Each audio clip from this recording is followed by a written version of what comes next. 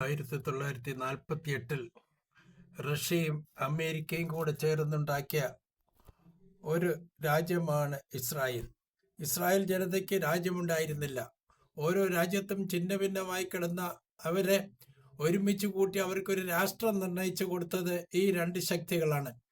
അന്ന് യൂറോപ്യൻ യൂണിയനും എല്ലാം അവരെ അനുകൂലിച്ചിരുന്നു.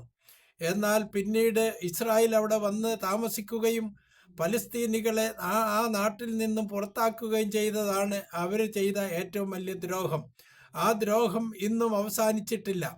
ഇന്നും അതിൻ്റെ കെടുതികൾ, അതിൻ്റെ ബുദ്ധിമുട്ടുകൾ അവിടുത്തെ ജനങ്ങൾ അനുഭവിക്കുന്നു. അങ്ങനെയാണ് ഓരോ സമയത്തും ചെറിയ ചെറിയ യുദ്ധങ്ങളുണ്ടായി അവസാനം ഇവിടെ വലിയ യുദ്ധമായി അതിനെ മാറ്റിയിരിക്കുന്നു ഇസ്രായേൽ.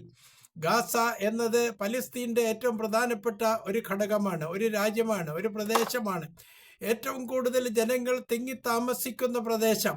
ലക്ഷക്കണക്കിന് ആളുകൾ അവിടെ താമസിക്കുന്നുണ്ട്. അവരെല്ലാം മുസ്ലിങ്ങളാണ്. അവരെല്ലാം സ്വാതന്ത്ര്യത്തിന് വേണ്ടി അഹോരാത്രം ശ്രമിക്കുന്ന വിഭാഗവുമാണ്, പാവങ്ങളുമാണ്, പട്ടിണി പാവങ്ങൾ. അവർ ഒരു ഗതിയും മറുഗതിയും ഇല്ലാത്തവരാണ്. അവരെ ആ നാട്ടിൽ നിന്ന് ഓടിച്ച് ആ പ്രദേശങ്ങൾ കൂടി കൈക്കലാക്കാൻ വേണ്ടി ഇസ്രായേൽ അന്ന് തൊട്ട്, അതായത് 48 തൊട്ട് ശ്രമിച്ചുകൊണ്ടേയിരിക്കുന്നു. ആ ശ്രമത്തിന് അമേരിക്ക എല്ലാവിധമായ ഒത്താശകളും ചെയ്തു കൊടുത്തുകൊണ്ടിരിക്കുന്നു.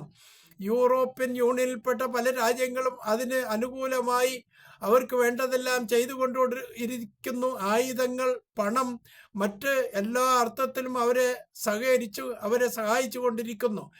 അങ്ങനെ ഇസ്രായേലിന് മുന്നും പിന്നും നോക്കാതെ ഒരുപാട് അതിക്രമങ്ങൾ ലോകത്തവർ ചെയ്തുകൊണ്ടേയിരിക്കുന്നു.